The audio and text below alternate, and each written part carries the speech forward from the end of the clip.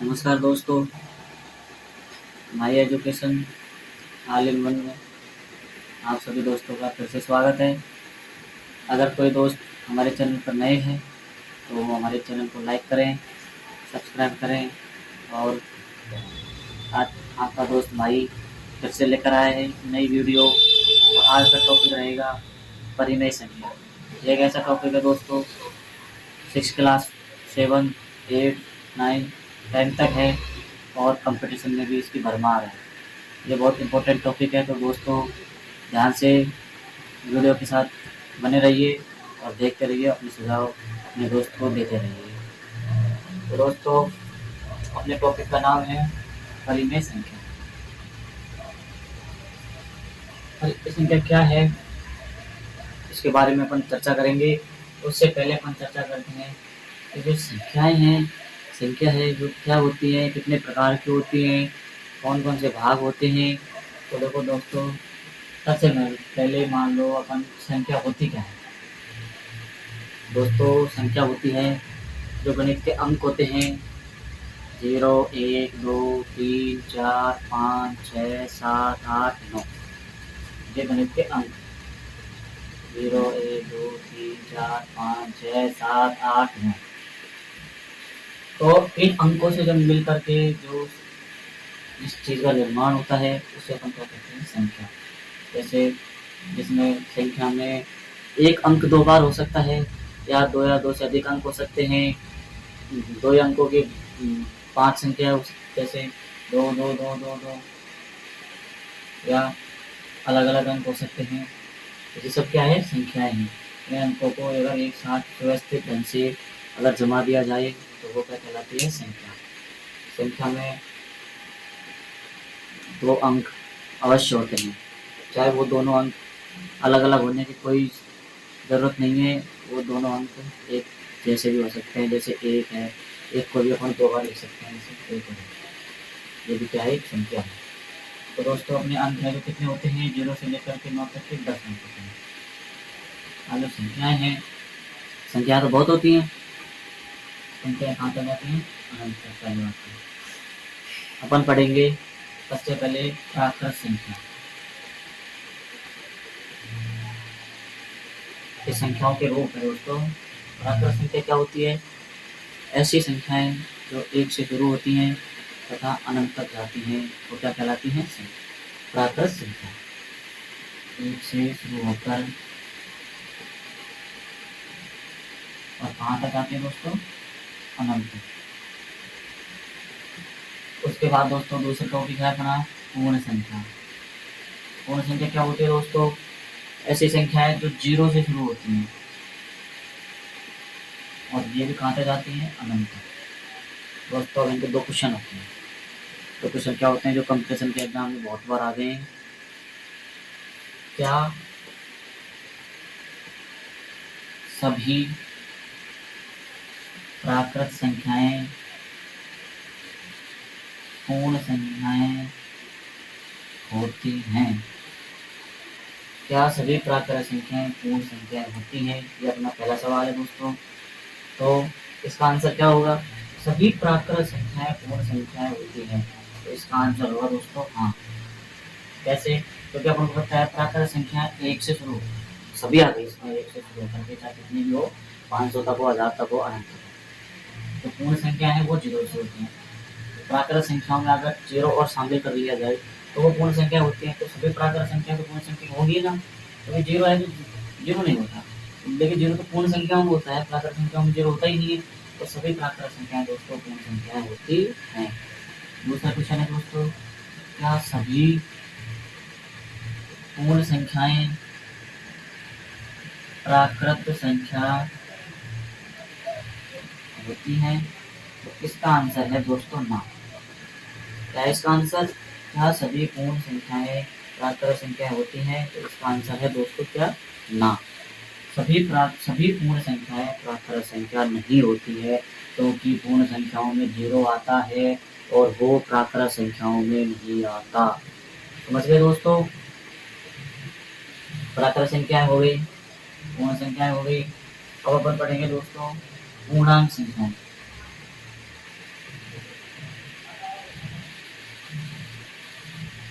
ये भी परिमेय संख्याओं का एक प्रकार है। पूर्णांक संख्या क्या होती है? जो संख्याएं धनात्मक और ऋणात्मक दोनों प्रकार से चलती हैं वो क्या कहलाते हैं? गणित में पूर्णांक। जैसे दोस्तों एक है, अपन लिखते हैं कि एक है जो प्लस का होता है, जिसका कोई चिन्ह होता है, क्या मानते, किसका चिन्ह मानते हैं? तुम प्लस का। लेकिन दोस्तों ये एक है, माइनस का भी होता है ऐसे, प्लस के दो, माइनस के दो, प्लस के तीन, माइनस के तीन, प्लस के चार, माइनस के चार। तो दोस्तों ऐसे जो संख्याओं को, चिन्हों को इंगित करती है, उन संख्याओं को क्या कहते हैं? पूर्णांक संख्या। जैसे जो धनात्मक भी होती है और ऋणात्मक भी होती है, तो ऐसी संख्याएं जो धनात्मक और ऋणात्मक दोनों प्रकार की होती हैं वो क्या कहलाती हैं? पूर्णांक संख्याएं। दोस्तों संख्या रेखा क्या होती है? पूर्णांक संख्याओं में अपन को संख्या रेखा एक टॉपिक है, वो पढ़ना पड़ता है। संख्या रेखा क्या होती है?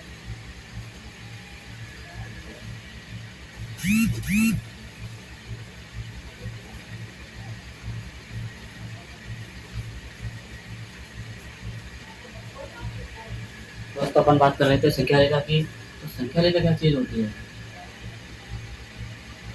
दोस्तों संख्या रेखा वह रेखा होती है जिस पर अपन धनात्मक और ऋणात्मक संख्याओं को एक साथ इंगित करते हैं, या पूर्णांक संख्याओं को अपन लिखते हैं। ऐसे रेखा जिस पर अपन पूर्णांक संख्या को इंगित करते हैं, तो वह रेखा क्या कहलाती है? संख्या रेखा। देखो दोस्तों, एक रेखा खींचते मैंने, इसमें मध्य में क्या होता है? जीरो। इसके दाईं तरफ ये कौन सा भाग है दोस्तों? दायां भाग। दाईं तरफ अपन धनात्मक संख्या लिखते हैं, प्लस वाली संख्या होती है, धनात्मक संख्या उनको लिखते हैं। इधर ये कौन सा भाग है दोस्तों? बायां भाग या बाईं तरफ, इधर अपन ऋणात्मक संख्या लिखते हैं। जैसे 1 2 3 4 5। दोस्तों कहाँ तक? अनंत तक। कहाँ तक दोस्तों? अनंत तक। इधर भी -1 -2 -3 -4 -5, ऐसे ये कहाँ तक? अनंत तक। तो ये होती है संख्या रेखा। दोस्तों बहुत से बच्चों को, छोटे बच्चे होते हैं, उनको समझ में नहीं आता, तो प्लस की संख्या मानी संख्या एक साथ होती है, तो जीरो भी उनमें शामिल होता है, तो कौन सी संख्या बड़ी होती है, कौन सी संख्या छोटी होती है? तो दोस्तों धनात्मक संख्याएं हैं वो तो बड़ी होती हैं, जैसे 5 और 10 है, तो बड़ी कौन सी है? 10। कैसे पता लग रहा है अपन को? लेकिन एक दोस्तों 5 है, एक 0 है, बड़ी कौन सी है? 5। लेकिन दोस्तों जो ऋणात्मक संख्याएं होती हैं उनमें अपन को समस्या आती है। एक माइनस का 1 है, एक माइनस का 5 है, तो दोस्तों इसमें बड़ी संख्या कौन सी है? माइनस का 1। दोस्तों इसकी एक ट्रिक है, क्या है वो? धनात्मक संख्याएं जितनी बड़ी होती हैं, जो संख्या जितनी बड़ी होती है वही सबसे बड़ी होती है, लेकिन ऋणात्मक संख्याओं में जो संख्या सबसे छोटी होती है वो सबसे बड़ी होती है। और एक बात और सुन लो, ऋणात्मक संख्याएं चाहे 1000 हो, चाहे माइनस के 5000 हो, लेकिन जीरो ऋणात्मक संख्याओं से बड़ा होता है, क्योंकि अपन इधर से शुरू करते हैं, इधर से ये छोटा भाग है, इधर से इसको अपन ऐसे कह सकते हैं, इधर ये छोटा है, इधर ये क्या है? बड़ा है। तो दोस्तों छोटे से बड़े की तरफ चलते हैं, तो हम देखते हैं माइनस के 5 है, माइनस के 5 से बड़ा माइनस के 4 है, माइनस के 4 से बड़ा माइनस के 3 है, माइनस के 3 से बड़ा माइनस का 2 है, माइनस के 2 से बड़ा माइनस का 1 है, और सभी माइनस की संख्याओं से बड़ा क्या है? 0। 0 से बड़ा क्या है? 1। 1 से बड़ा क्या है? 2। 2 से बड़ा क्या है? 3। 3 से बड़ा क्या है? 4। इस प्रकार के दोस्तों अनंत तक चलता रहता है ये सब। तो अपन अपने टॉपिक पे आ जाते हैं, परिमेय संख्या। परिमेय संख्याएं क्या होती है? परिमेय संख्याओं के अंदर अपन दशमलव संख्याएं,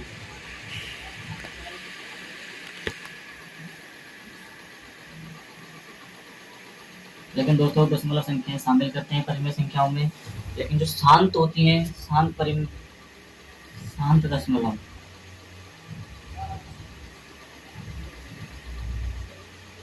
शांत दशमलव संख्याएं वो कौन सी संख्याएं होती हैं? परिमेय संख्याएं।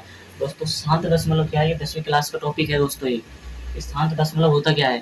शांत और अशांत। दोस्तों जैसे अपन ने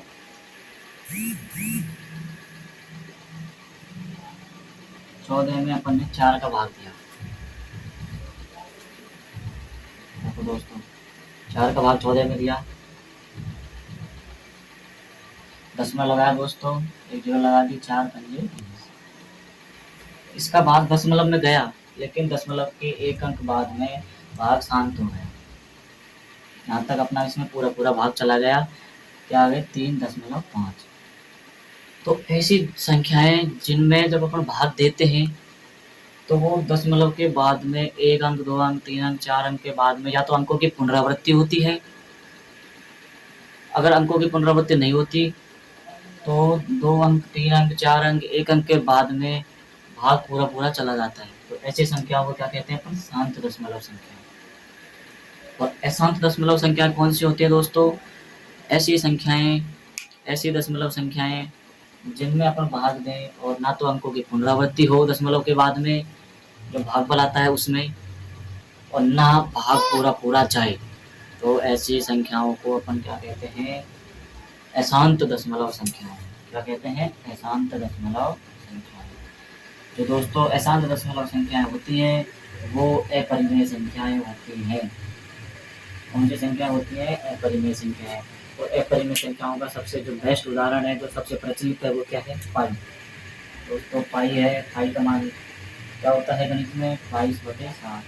देखो दोस्तों 7 का भाग अपन ने 22 में दिया, 3 बार गया 21, एक इसमें लगाया 0, 7 एकम 7, 3 फिर भाग दिया 0 लगा, 7 चौके 28, 2 0 लगाया, 7 दूनी 14, 6, 7 8 56, 4 55 35। तो दस अपन क्या देख रहे हैं दोस्तों? ना तो अंकों की पुनरावृत्ति हो रही, ना अंकों का कोई क्रम बन रहा, ना भाग पूरा जाता है। तो ऐसी जो संख्याएं होती है वो क्या होती है? अशांत दशमलव संख्याएं। और जो अशांत दशमलव संख्याएं होती है दोस्तों वो क्या उनकी होती है? अपरिमेय संख्या। क्योंकि अपन बाद में चर्चा करेंगे। अपन अब अपना टॉपिक है परिमेय संख्या, उन पर चल रहे हैं। सभी प्राकृत संख्याएं परिमेय संख्या होती है, सभी पूर्ण संख्याएं परिमेय संख्या होती है। दशमलव संख्याओं में जो शांत दशमलव संख्या होती है वो परिमेय संख्या होती है। अब आगे अपन अपना जो मेन टॉपिक है उस पर आ जाते हैं दोस्तों। परिमेय संख्या होती क्या है? परिमेय संख्या की डेफिनेशन क्या है? परिभाषा क्या है? परिमेय संख्या अपन कहते किसे हैं? तो दोस्तों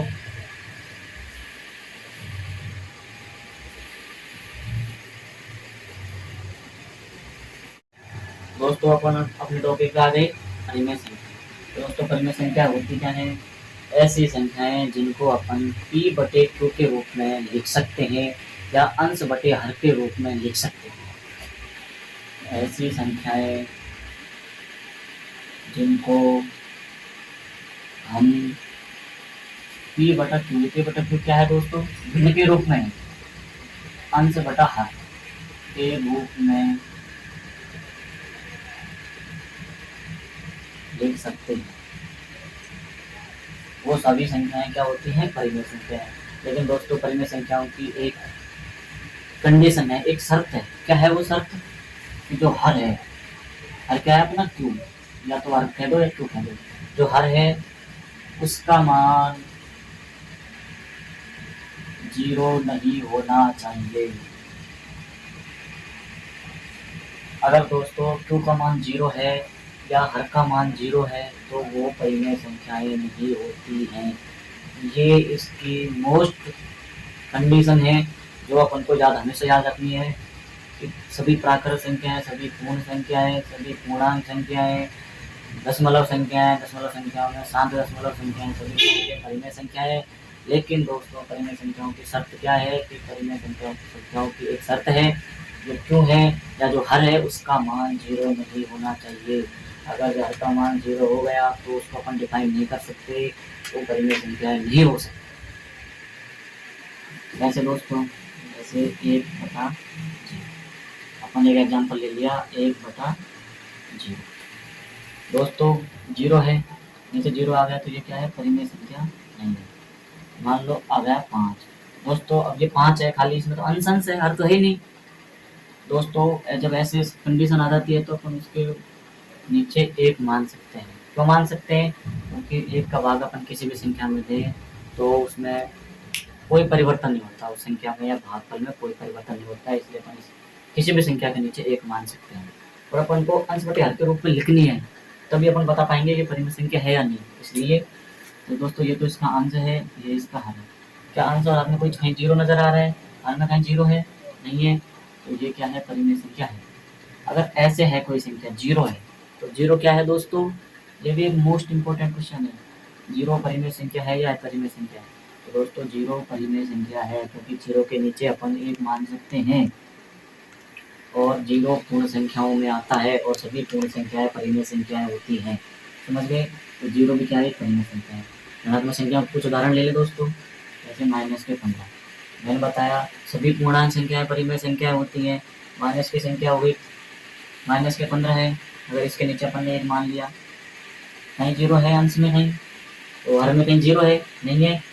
तो ये भी क्या है? परिमेय संख्या है, चाहे माइनस की हो चाहे प्लस की हो, ऋणात्मक हो या धनात्मक हो, सिर्फ जो हर है या जो क्यों है उसका मान जीरो नहीं होना चाहिए। वो सभी परिमेय संख्याएं होती हैं। सिर्फ परिमेय संख्याओं की एक ही शर्त है, हर का मान जीरो नहीं होना चाहिए। अगर ऊपर जीरो है तो कोई प्रॉब्लम नहीं है। जीरो बटे अगर 55 भी है तो भी ये क्या है? एक परिमेय संख्या है। 0/5 है तो भी एक परिमेय संख्या है। 0/1 है तो भी एक परिमेय संख्या है। माइनस के 0/1 है तो भी एक परिमेय संख्या है। लेकिन अगर 100/0 है, 10/0 है, 52/0 है, 2/0 है, अगर नीचे हर में जीरो है तो वो परिमेय संख्याएं नहीं होती हैं, और एक अशांत दशमलव परिमेय संख्या नहीं होती है। और इनके जिनका अपन वर्गमूल नहीं निकाल सकते, जैसे √2 है, √3 है, ऐसी संख्याएं भी परिमेय संख्याएं नहीं होती है। या अंडर के अंदर माइनस का चिन्ह है, ये अपन कुछ कक्षाओं में पढ़ेंगे, अगली क्लास में पढ़ेंगे दोस्तों कि अंडर के अंदर वर्गमूल के अंदर अगर माइनस का चिन्ह है तो इसको कैसे हटाते हैं अपन, और कैसे बता पाएंगे अपन कि परिमेय संख्या है या नहीं है। अभी तो हाल ही के लिए तो इतना ही समझ लो कि जो ये माइनस की वर्गमूल के अंदर अगर कोई संख्या है तो वो अपरिमेय संख्या होती है, परिमेय संख्याएं नहीं होती है। तो परिमेय संख्या और अपरिमेय संख्याओं को अलग अलग करना सीख रहे दोस्तों। आगे अपन परिमेय संख्याओं और विस्तार, गुणात्मकता समक, गुणात्मक प्रतिलोम, योज्यता समक, योज्य प्रतिलोम और घातांक, घात, सभी परिमेय संख्याओं के कुछ रूप हैं। परिमेय संख्याओं तो ये टॉपिक है जो कक्षा 8 में है विशेष रूप से, 9वीं क्लास में भी है, पर 9वीं क्लास में परिमेय संख्या और अपरिमेय संख्या अलग अलग दो प्रकार से दो भाग कर दिए इसके। तो आगे अपन जो अगली वीडियो आएगी दोस्तों उसमें इसके कुछ और उदाहरण करेंगे।